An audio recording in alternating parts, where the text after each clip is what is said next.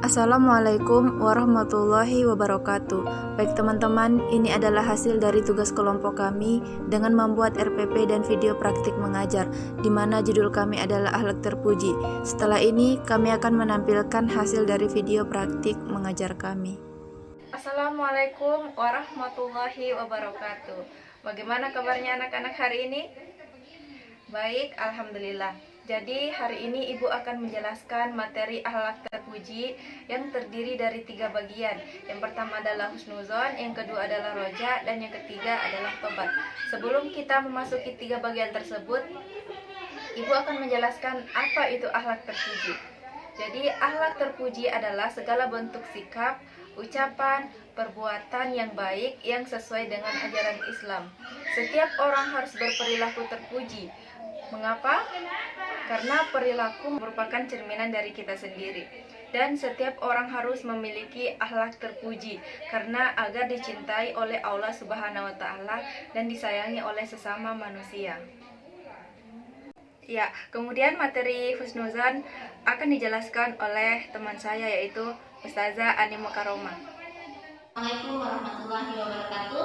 Selamat pagi anak-anak, bagaimana kabarnya kalian semua? Ya, pertemuan pada hari ini Ibu akan menjelaskan tentang akhlak terpuji yang salah satunya adalah husnuzon. Ada yang tahu apa itu husnuzon?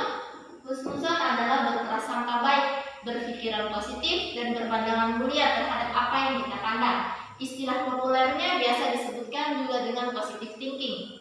Dan husnuzon adalah sikap mental yang senantiasa menjadikan diri kita menjadi berpikiran positif, berpandangan baik, cermat, pengertian, tidak menghakimi, dan selalu bersikap bijaksana dalam melaksanakan apapun. Nah, contoh perilaku husnuzon ini dibagi menjadi 3 bagian. Yang pertama, husnuzon kepada Allah Subhanahu wa taala, yang kedua, husnuzon kepada diri kita sendiri, yang ketiga, husnuzon kepada sesama kita. Contoh dari husnuzon kepada Allah Subhanahu wa taala adalah tidak putus asa ketika kita mendapatkan cobaan, beribu-ribu cobaan, tetapi kita harus selalu optimis dan percaya bahwa kita apa yang diberikan oleh Allah Subhanahu wa taala itu adalah yang terbaik buat kita semua. Nah, contoh yang kedua, perilaku husnuzon kepada diri kita sendiri. Kita harus percaya dan yakin bahwa diri kita bisa melakukan yang terbaik tanpa harus bergantung dengan orang lain. Yang ketiga, husnuzon kepada sesama.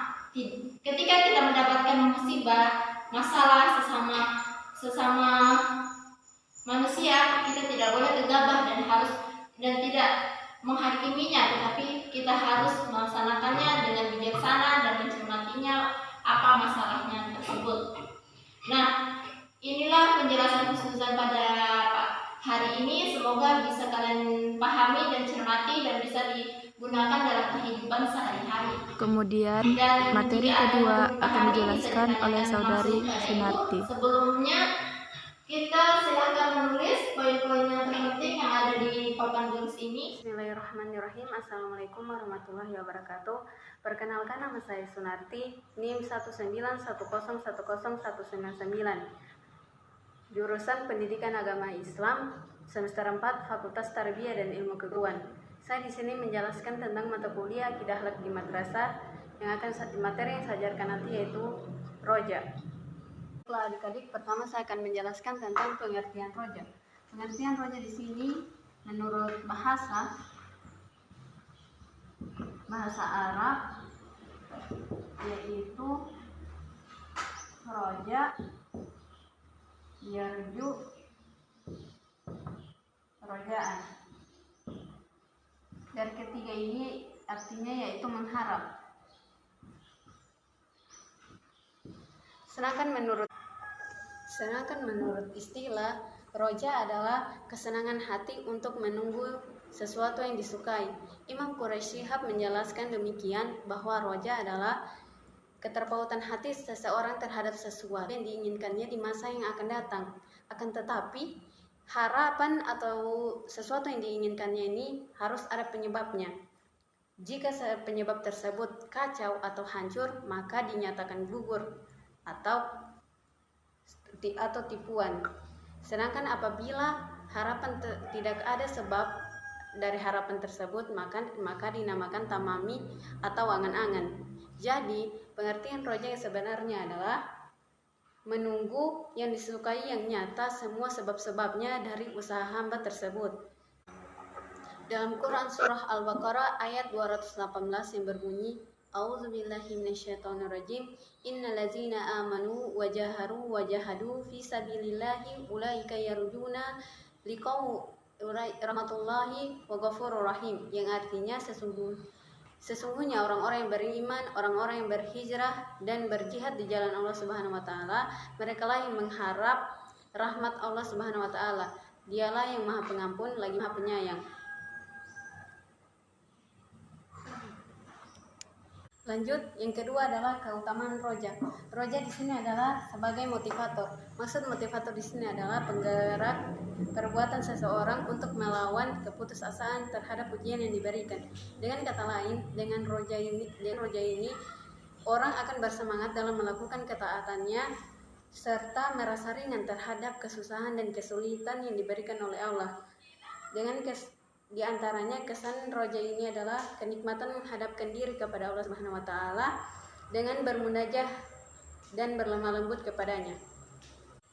Yang terakhir, jalan untuk memperoleh roja. Yang pertama dengan cara iktibar, dengan bermunasabah memperhatikan nikmat-nikmat Allah yang telah diberikan kepada kita serta melihat kebesaran-kebesaran Allah Subhanahu wa taala dan mengambil hikmah atau pelajaran di dalamnya. Yang ketiga, selain itu dengan cara Quran surah Al-Zumar ayat 53 yang artinya, hai hamba-hambaku yang melampaui batas terhadap diri mereka sendiri, janganlah kamu berputus asa dari rahmat Allah Subhanahu wa taala. Sesungguhnya Allah mengampun dosa-dosa semuanya. Sesungguhnya Dialah yang Maha Pengampun lagi Maha Penyayang. Sekian penjelasan dari saya, semoga bermanfaat. Wassalamualaikum warahmatullahi wabarakatuh. Assalamualaikum warahmatullahi wabarakatuh. Rabbi shrah li sadri wa yassir li amri wahlul 'uqdatam min lisani yafqahu qawli. Perkenalkan, nama saya Yuda Pratama Kanduwangko, NIM 1910101999. Ya anak-anak, saya akan menjelaskan sedikit tentang perilaku terpuji, yaitu tentang taubat. Secara bahasa taubat adalah madrasah dari kata tabayatubu taubatan, yang artinya kembali kepada Allah dari kemaksiatan atau ada, yaitu ya'adu atau kembali. Secara istilah, tobat adalah meninggalkan dosa yang telah diperbuat dan kembali kepada Allah dengan menyesal dan takut akan murkanya. Sedangkan menurut Bapak menurut versi Bapak ini, tobat yaitu sadar atau menyesal akan dosa-dosa yang berniat untuk memperbaiki tingkah laku dan perbuatan. Ya, sekian anak-anak penjelasan dari Bapak, yaitu tentang perilaku akhlak terpuji, yaitu tentang tobat. Terima kasih. Assalamualaikum warahmatullahi wabarakatuh.